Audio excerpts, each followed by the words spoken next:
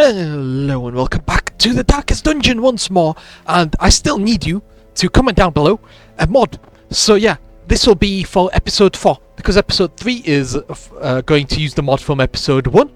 So this is for episode 4. So as I've said in episode 1, this is unmodded right now, but if you leave a like and if you subscribe and if you especially comment down below what mod you want me to play, upgrade it again. But yeah, and yeah, as you can see, this guy is currently the caretaker, is inside there. But yeah, the penance hall, which reduces it gets rid of stress in exchange for money that you pay them. But yeah, I should not do this. I'm pretty sure I don't want to do that with that guy. I really need to send this guy off to we need to send him off to another building, which is over here, the sanatorium, to get rid of his terrible affliction, but I guess that's for later. Anyway, right then, let's embark on this adventure, and then while I'm here, I guess I could talk about some stuff. Okay, strange glow. So yeah, this is the dust stone thing. It's a bit difficult for early on, so I'm gonna wait a while before I take on that challenge. But yeah, let's go into here. Let's see, ruins, level 1, level 1, medium, short. There we go, apprentice. So we'll do this one, especially considering that our team is exactly the most elite group out there. So let's first see what this guy has. So he's kind of a middle row, third position. So okay, that's how I'll use him, I guess. I usually count from like the front, so this is 1, 2, 3, and 4. I don't really count the opposite way, where it's like from the back going to the front, because yeah, it just doesn't make sense. You count from the front and you go back, because this is where the engagement happen in the middle, and these are their enemy spots. So yeah, that's how I usually count. And yeah, this is the plague bomb, and I mean, it's kind of okay.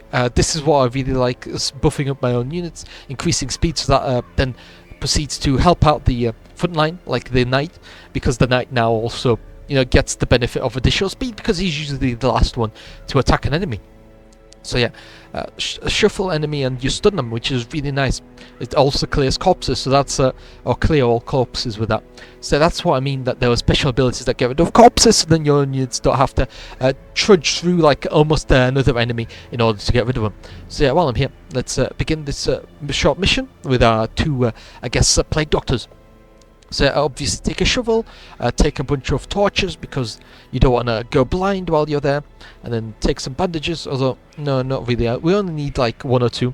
It's not, we don't need too much. So take a key for a chest, and then obviously take a bunch of food. You can never have too much food. It's always useful, because you can use it to heal and you can use it to have a rest, which are required unless you want to take negative debuffs for your entire party. So yeah, there we go, let's begin. The other toxins and stuff like that, those are usually dependent on what sort of characters you have. So for example, the Plague Doctor gives antitoxin.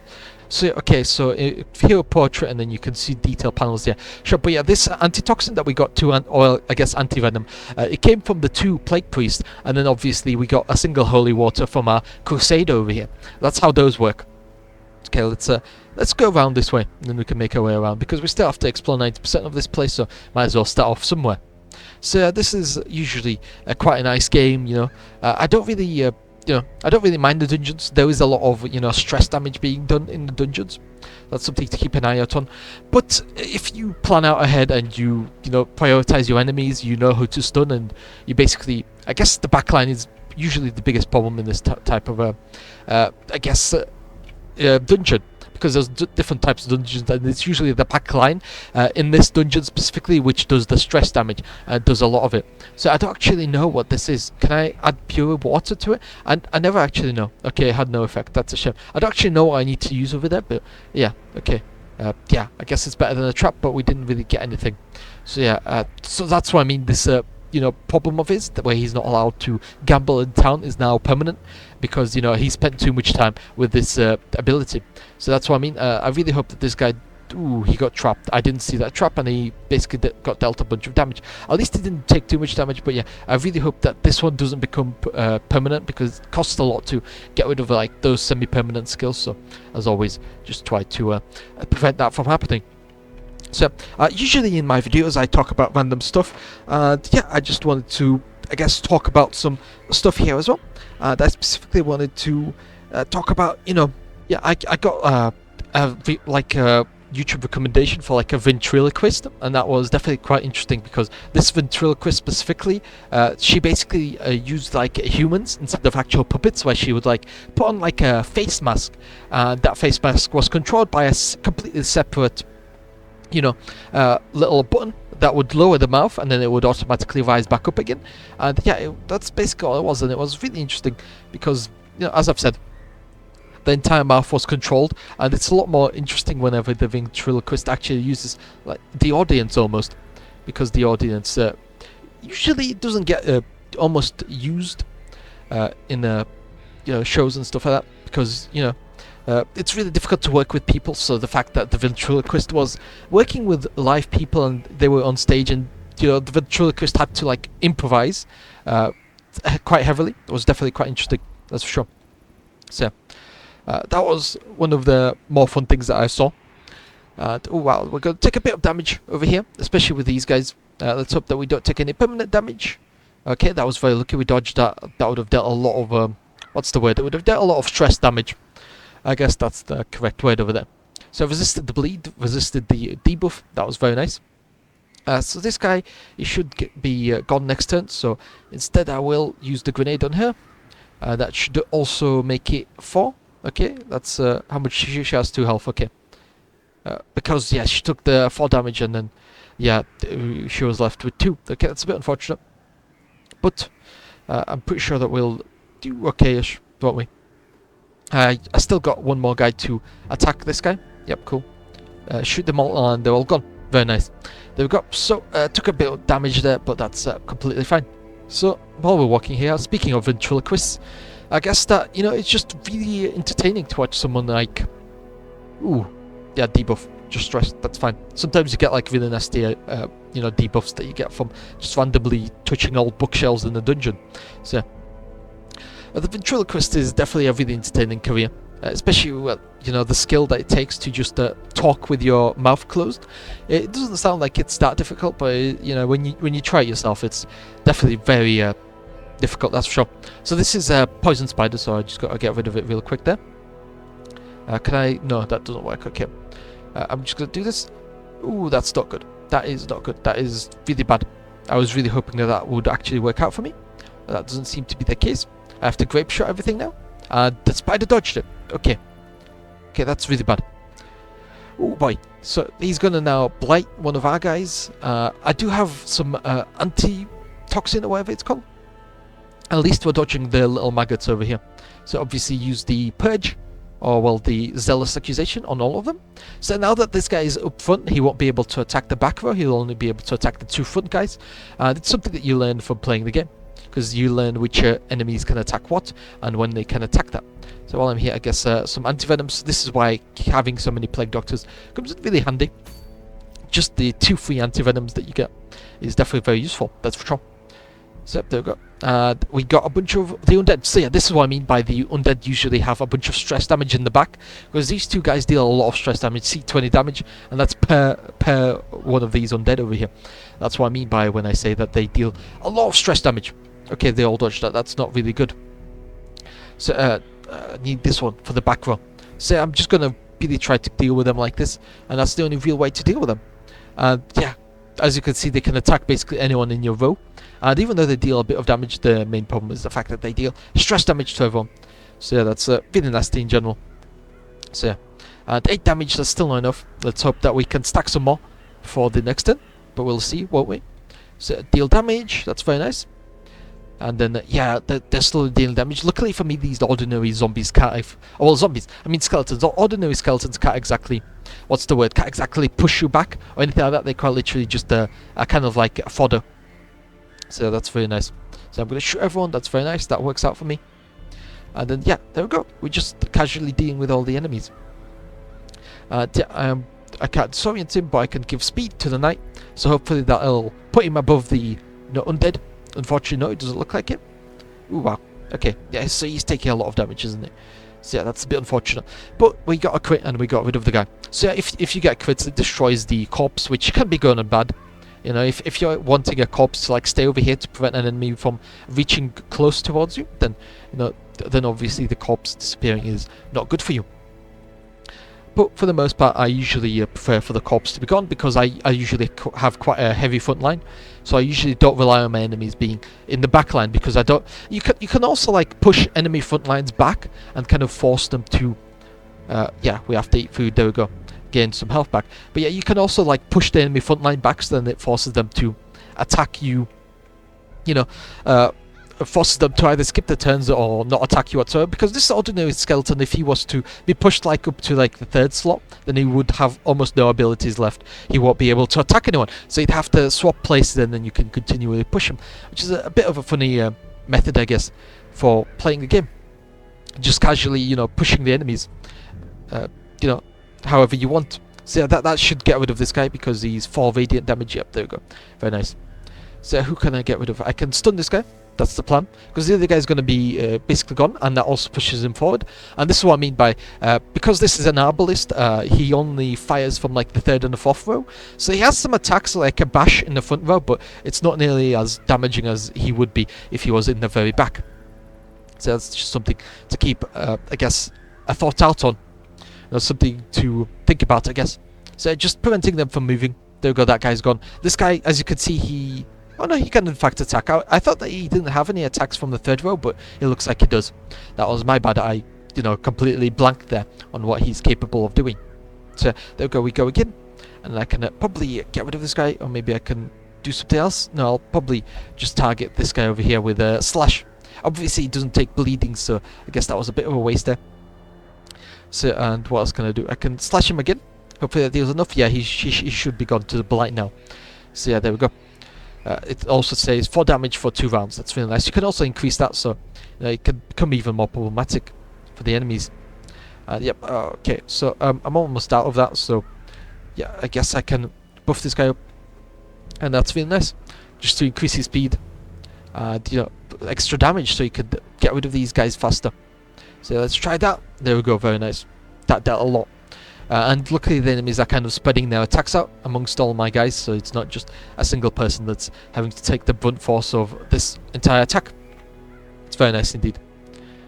Cool, and then I can, I guess, yeah, use that blight him, because, there we go. That's 5 radiant damage on him. That's really lucky. This guy doesn't really have anything left, so I can just stun this guy, and then, yeah. And that obviously gets rid of the corpse, because that's part of the ability. And there we go, we got rid of him. That's quite cool. And then obviously we have a magical item, which it's uncommon. And yeah, I guess I could put it on the knight, because he... Yeah, additional speed on the knight, because he's rather slow. So more speed means that he attacks sooner. And minus move resist means that it'll be harder for the enemies to move him, which is also quite nice. So there we go. I guess everything works out in the end. And then let's move down here. And we got another location, I guess. Yeah, let's go down here. So there's apparently a trap here, and there's apparently also something that we can get over here, like the torch. That's very nice. Yep, cool. And then I can use some of these to hopefully make it brighter. Obviously, I get rid of the trap with the, you know, with the highwayman. So yeah, this is going quite well for us. Although we still have a lot of the place to explore still.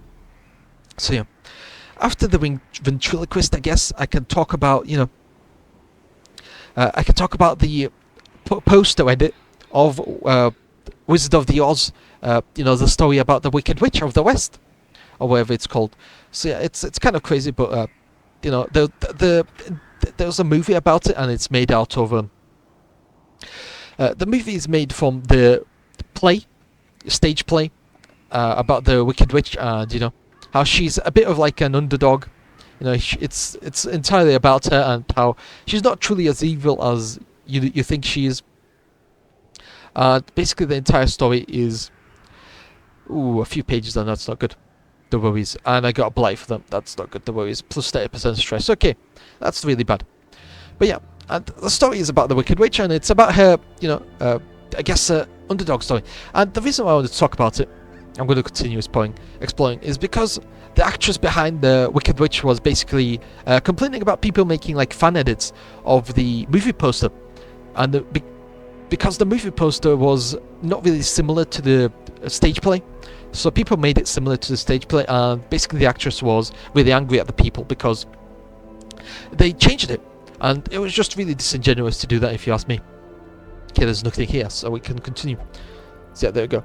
But yeah, it was really disingenuous because the fans were like paying homage to where the film was made from, where it began, which was the stage play of Wizard of the Oz.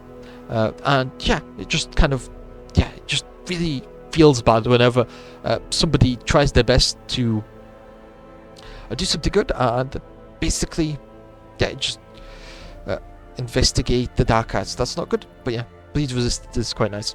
So I don't know how to feel about that. It just there have been a lot of like Hollywood actors that have and actresses that have just I guess spat in the face of the original stories that they were part of. Yeah, it just feels really disingenuous. This is why you upgrade everything, and yeah, I guess we can upgrade our weapons and stuff. So it allows upgrade to rank 2.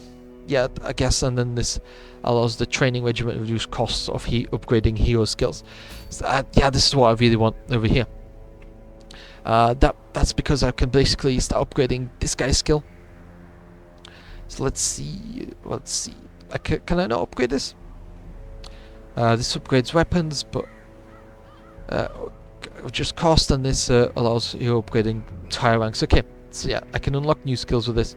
I probably need the other shop, don't I? So this is the other shop. This is pretty sure this is your weapons and armor. So this is how you upgrade this. Right then, so this is where I need to put this guy, and then yeah, I need to upgrade this once more over here. Cool. Now I can upgrade it to level 2 over here. Where is the other one? Yeah, so this is what I want. Cool. This will be basically my backline, so this is how I like it. Just throwing this guy out, and he does like 4 radiant damage for 3 turns.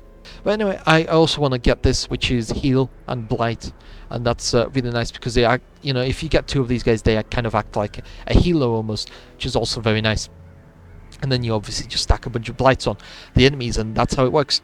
And yeah, that's basically my entire strategy for this.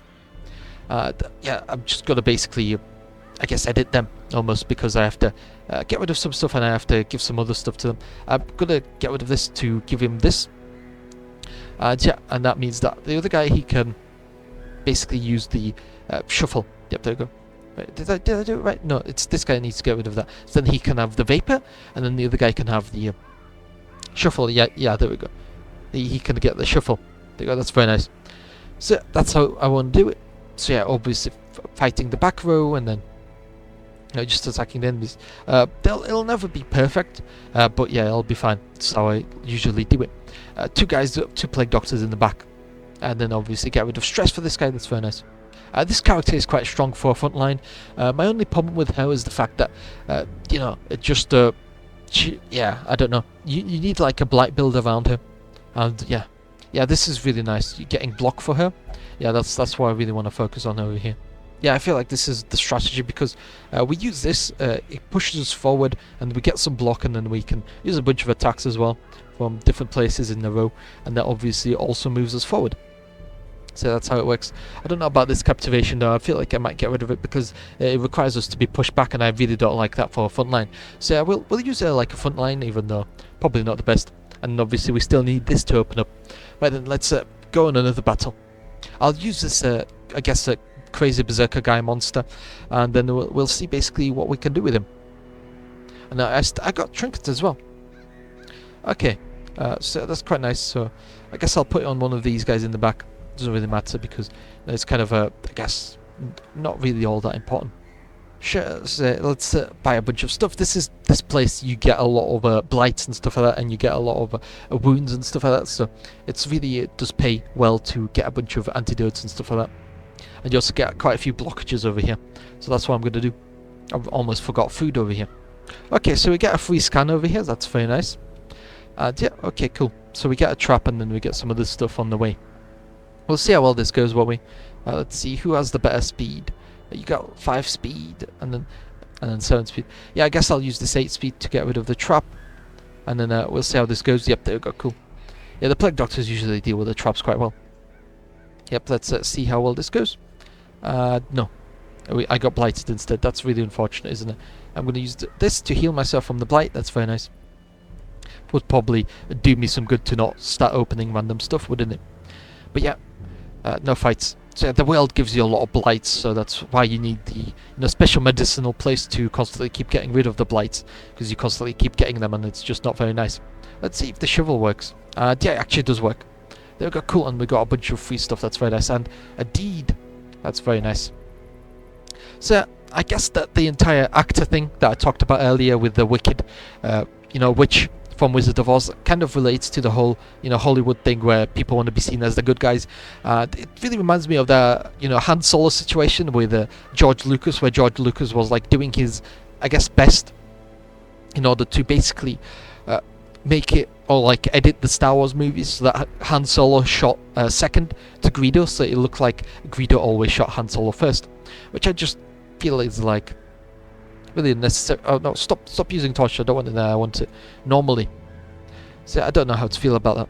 So let's see, and no effigy. Okay, but yeah, I just find that to be kind of weird that literally Lucas would go back into his old movies, and instead of making them better, he would just quite literally edit them just so Han Solo looked slightly better. And valuables inside. Wow, this is a lot of stuff, so that's very nice. And we've got a journal page. Let me read the journal page. Day 4. The road to this damned hamlet was a tricky one, both to find and to travel. When it revealed its ruined face, I swore I had never seen such neglect. Some buildings collapsed, and uncaring residents fidgeted uselessly. I went swiftly to the tavern. Others with similar interests had gathered there, and I was assembled into an expedition with thee at first light on the morrow. So there we go, cool. That's a deed, I guess. I'm going to collect this as well. Sometimes you get nice stuff like money, sometimes you get cursed, but I like to take everything that I possibly can. Why not? Okay, right, so yeah, these guys are a bit of a problem. Okay. Ooh, they go first as well. That's fine, don't mind me. He does resist blight quite well. That's why I upgraded these guys' bombs. Then they can deal blight with the enemies. Not the best enemy to blight, I'm not going to lie. But yeah, it does work. I'm going to stun this guy so that he can't attack, because him attacking is not good. Yeah, some monsters have blight protection, I understand that. But some monsters have, have it more than others. So something to keep an eye on. And then, yeah, let's see. I'm going to basically blight the back row again. Just to get rid of them. I have to stack these and stuff like that. Puncture. So if I deal that puncture, that should basically deal damage to that guy, shouldn't it? Enough to... No, it's just barely not enough. Okay. He will have... Yeah, just barely not enough. That's a bit of a shame. I was kind of hoping that it would be enough to push this guy into the 8 health range, so then he could be attacked, but that doesn't look to be the case. So that dog is a bit annoying. It outspeeds almost everything that I have. Yeah, okay, whatever. I don't care about that. You can also heal yourself with the special healing stuff. I probably need to get rid of one of these, don't I? To take the healing, but yeah. Doesn't really matter at this point. So I'm going to attack these two guys with blighting again. They resisted that. That's a bit unfortunate. I should probably stop doing that. It's a bit of a waste, isn't it? But yeah. Stun damage. Guess I will stun this guy. Yeah. Do that, because that deals damage as well, doesn't it? No, it just shuffles them. Okay. I'm just moving my problems on, aren't I? So stun the dog. There's dog stunned. And then I can, again, punish one of these guys. Actually, I'm going to take some damage onto myself from the rest of the team. Is that how it works? No. I need this. There we go, cool. That's what I'm looking for. So then I block attacks, and so I'm targeted as well. And then obviously these guys are just attacking me. But it doesn't really matter because, yeah, because that guy's going to take damage and then next turn he's going to die. There we go. So it works out in the end, doesn't it? And there we go. Crit on this guy. That's not good. Yeah, there we go. Everyone takes damage as well because this guy's like the crazy berserker guy. That's a bit unfortunate, isn't it? Okay, your hero is blighted, whatever. Everyone is blighted at this rate. It doesn't really matter. Let's hope the dog bleeds. And it does bleed, so it's going to be gone. Next time it has an opportunity, I'm going to heal myself. There we go, that's why I really like this. Because it heals these blights. And I can just stun this guy. There we go. So it kind of works like this, where I'm just casually, whittling down my enemies. Pierce and forward, I'm going to have to pierce this guy. That should get rid of him with the blight. Yep, that's... There we go. Very, very nice. So everything's working out really well. Then the dog's going to go first, and then it's going to take damage, and then yeah, I'll be fine. So stress heal, that's very nice. Just a bit of healing because the dog's going to basically die. There you go. And I can basically heal this guy again. You could actually upgrade this to like 2 healing per, per thing, per attack. So definitely does go quite a long way. I can expose the guy as well. I can puncture. I guess I could puncture counter, and that was a crit. But the main thing, the thing is that it gets rid of his guard and gives him minus speed, I guess. So there we go, just dealing damage to him. And he's still targeting this one guy. Hopefully no crits, and the guy does dodge it. They're very nice. So and then I can heal this guy as well. Get rid of a negative effect or anything like that. No, it only works on bleed. Okay. So I continue attacking him, continue stabbing. I don't think he. Oh no, he can bleed. He just dodged that. I'm pretty sure. There we go. Dip. There we go. And he's gone because he can't do anything, and I can attack him. There we go. Very nice. So yeah, that's. I don't know how to feel about people going back. It's kind of like Game of Thrones, where bad things happen in the story due to just poor writing in general. We got a key and we got some money out of this. So that key was not worth the gold that you bought it for, but if you use it in the actual dungeon, then you get your monies back. Because if you return back with any of these items that you bought for like 100, or like, I'm pretty sure the torches are like 50 gold, when you come back the torches are worth like 5 gold. So it's better for you to use this type of stuff in a dungeon in order to kind of prevent yourself from taking unnecessary damage and stuff like that, rather than just keeping it and then just having I guess just having unnecessary just unnecessary usages, I guess. Yeah, I guess I can should I just move forward? I feel like that is the plan here. They'll go very nice and then attack the guy in the back. It's not going to be enough to get rid of him, but that's fine. Stress heal, yeah, sure, he can heal himself. Might as well. Why not? Because the enemies are almost gone anyway, so let them do that. Ooh, 1 damage. Oh, and that's a big blob now. That's not good. Okay, so do that. Get rid of this guy. That's crit, so he's fully gone. And okay. So clear corpses, stun the guy. Okay, that's the plan. Wow, he resisted that. Okay, so he can't be stunned. That's noted. Right then, so I'm just going to try to bleed damage him down. Because, yeah, I really wasn't expecting for the big blob to appear, so yeah, I guess I am just going to try to slowly make my way to the front with this guy to maybe chain the enemy. Although stuns don't work on him, do they? So I don't know how useful that would be. And then obviously continue attacking him. Try not to miss.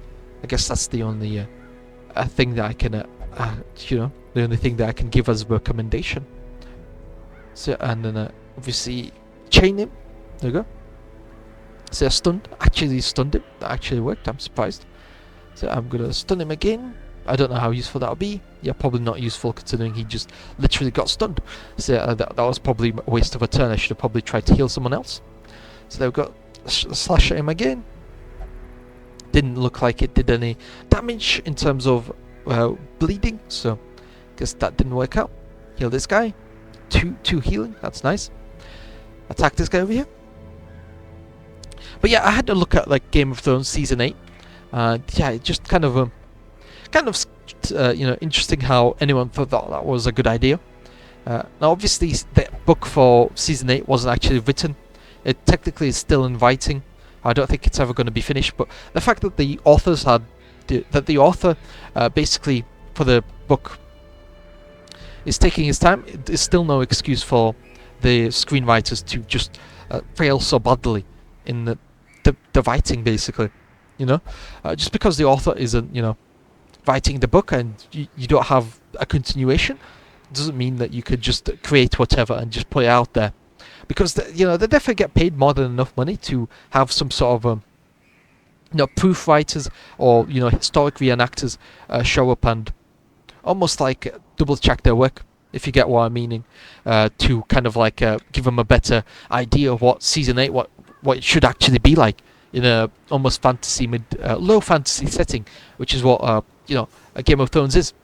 I guess Game of Thrones is a good example for a low fantasy setting, because even though they have like a lot of magic and stuff like that, at the end of the day, Game of Thrones is just, the magic in there is just quite not common almost. You know, you have a lot of people with swords, and mages aren't really like going around throwing fireballs every 5 seconds, you know. They're kind of like these secret underground organizations that take forever to train new recruits, and they're really not like willing to part with their power, which is why they keep a close eye on any new recruits that they do get. So now stuff like that is really cool in a fantasy world, because you don't really see it all that much. I'm gonna stun this guy, and then, yeah, because these other two guys are just gone, and yeah, very nice. One guy, second guy as well. This guy's stunned. That's fine. Yeah, see, just really nice how that worked out. Yeah, doesn't really matter, does it? Stress healing. I don't really want to take too much stress damage because when this guy transforms into a monster. But yeah, it would be cool to have like one of the beast skins for this guy. That's for sure. For when I do actually need him to transform and deal damage on a boss or something like that. And yeah, this stab does quite a lot of damage, doesn't it? So, and we'll see what we... poison tree sap, that's not good. We got blighted. I don't have anything to do with this. At least we didn't get any... yeah, at least we didn't get any diseases. So that's the only good thing.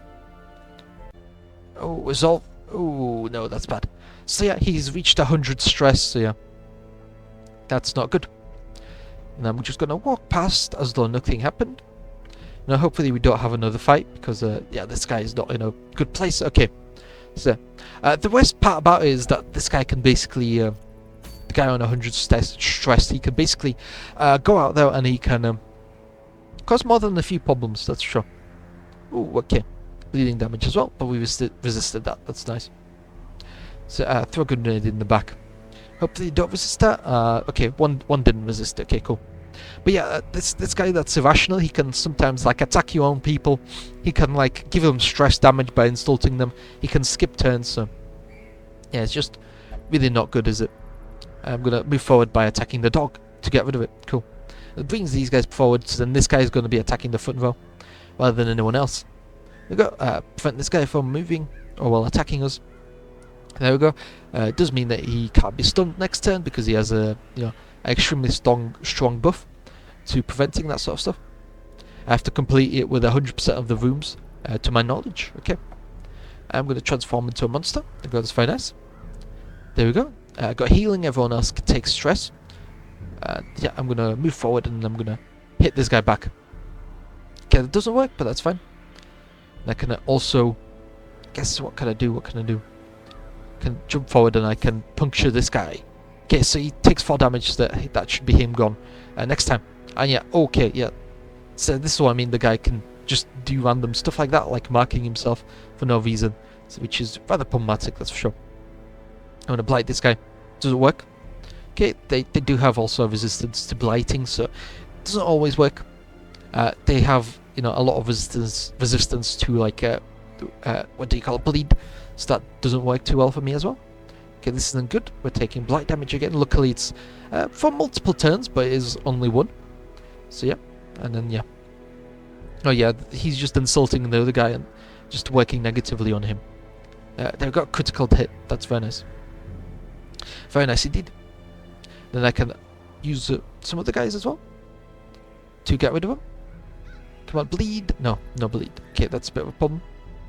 That does mean I can hopefully blight him. Can I blight him? No, I cannot. Okay, that's a bit unfortunate. One of these guys is going to start taking rolls sometime soon, which won't be good for me. Because, yeah, death rolls are never good. Never want to be making death rolls. Ooh, okay, so yeah, there we go. Unnecessary stress damage and unnecessary damage as well. I really don't want to lose the guy. And, okay. Okay, so yeah, that's not good. Yeah, especially when the battle ends, I really don't want him to be taking too much damage. Just do that. Okay, this guy's on death rolls as well. Oh, that's not good. Okay, right then, yeah. Just not good to be taking these rolls. I can hopefully deal with them sometime soon. There we go. That's a head bash. Let's hope I can... Ooh, okay. Get rid of that. Yep, nice. Right, let's see what else I could talk about. So, I saw like a funny video making fun of Mr. Beast. I'm going to continue adventuring just for a little while, because I got to check this out. Let's see, coffin. What treasure do you have? Okay, cool. And then yeah, that's me gone. resolve test, and okay, she's powerful. That's nice. Right then. Right, and that's me done, because I don't want to be taking more test rolls or anything like that, so yeah. So I watched an RG animation about Mr. Beast games, and yeah, it's kind of making fun of him for making the Squid Games in real life. It's kind of funny because everyone's been doing that. Amazon has been trying to make Squid Games of their own, and then obviously you have Netflix, which basically just recreated Squid Games, which is rather silly. And then there's obviously Mr. Beast's original Squid Games, and the ones that he's currently being paid to recreate. So, you know, it's not the first time Mr. Beast has made Squid Games. And yeah, it's just kind of weird how both times there were a lot of complaints from different people. Like in the first time that Mr. Beast made the Squid Games, he didn't give the people that were actually behind the management of the Squid Games any time to actually, you know, deal with the requests that he made out of them. Because when Mr. Beast requested for the Squid Games to be made, he needed obviously the little packets to, you know, kind of activate whenever a person was out of the game, to simulate them, you know, being shot. So obviously, stuff like that. So increase number of medical ward slots to 2. So I need a bit more busts. Okay, cool. That's what I'm going to be aiming for.